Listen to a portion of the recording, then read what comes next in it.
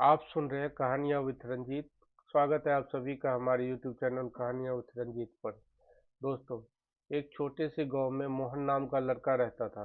उसकी एक आदत थी, जैसे ही कोई मुश्किल काम सामने आता वह तुरंत हार मान लेता। अगर खेत में ज़्यादा मेहनत करनी पड़ती तो कहता, ये मेरे बस की बात नहीं है। अगर पढ़ाई में कोई कठिन सवाल आ जाता तो किताब बंद कर देता। धीरे धीरे उसे लगने लगा कि उसकी किस्मत ही खराब है और दुनिया में सिर्फ उसी के साथ बुरा होता है। एक दिन गांव के बुजुर्ग दादाजी ने उसे उदास बैठे देखा। उन्होंने पूछा, क्यों बेटा, इतना परेशान क्यों हो? मोहन बोला, दादाजी, मेरी जिंदगी में सिर्फ मुश्किलें ही मुश्किलें हैं। मैं जो भी करता हूँ उसमें संघर्ष करना पड़ता है। दादाजी मुस्कुराए और उसे अपने खेत में ले गए।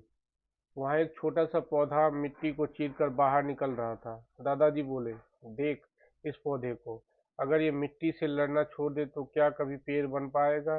मोहन ने कहा, नहीं। फिर दादाजी उसे नदी किनारे ले गए। वहाँ बड़े बड़े पत्थर थे जिन्हें पानी ने घिसकर चिकना कर दिया था। दादाजी बोले, ये पत्थर इतने सुंदर कैसे बने? मोहन बोला, पानी के लगातार टकराने से। दादाजी ने उसके कंधे पर हाथ रखा और कहा, बेटा, संघर्ष दुश्मन नहीं होता। संघर्ष तो वो गुरु है जो इंसान को मजबूत बनाता है। जिस जिंदगी में संघर्ष नहीं, उस जिंदगी में विकास भी नहीं। फिर उन्होंने एक और बात कही, जब हम अपनी आंखों पर हाथ रख लेते हैं तो हमारे चारों तरफ अंधेरा दिखाई देता है, लेकिन अंधेरा बाहर नहीं, हमारे हाथों की वजह से होता है। हाथ हटाते ही रोशनी दिखने लगती है।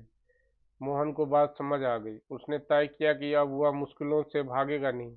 वह रोज मेहनत करने लगा। कई बार असफल हुआ, लोगों ने मजाक भी उड़ाया, लेकिन इस बार उसने हार नहीं मानी। कुछ साल बाद वही मोहन गांव का सबसे सफल किसान बन गया। जब लोगों ने पूछा, तेरी सफलता का राज क्या है? मोहन मुस्कुराकर बोला, पहले मैं संघर्ष से डरता था, अब समझ गया हूँ कि संघर्ष ही सफलता की कीमत है। जिस दिन मुश्किलें खत्म हो जाएगी उस दिन आगे बढ़ना भी खत्म हो जाएगा। दोस्तों, असफलता और संघर्ष जीवन के दुश्मन नहीं, सबसे बड़े शिक्षक हैं।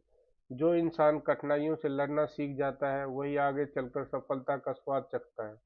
जीवन में यदि संघर्ष न रहे तो जीवित रहना ही व्यर्थ है।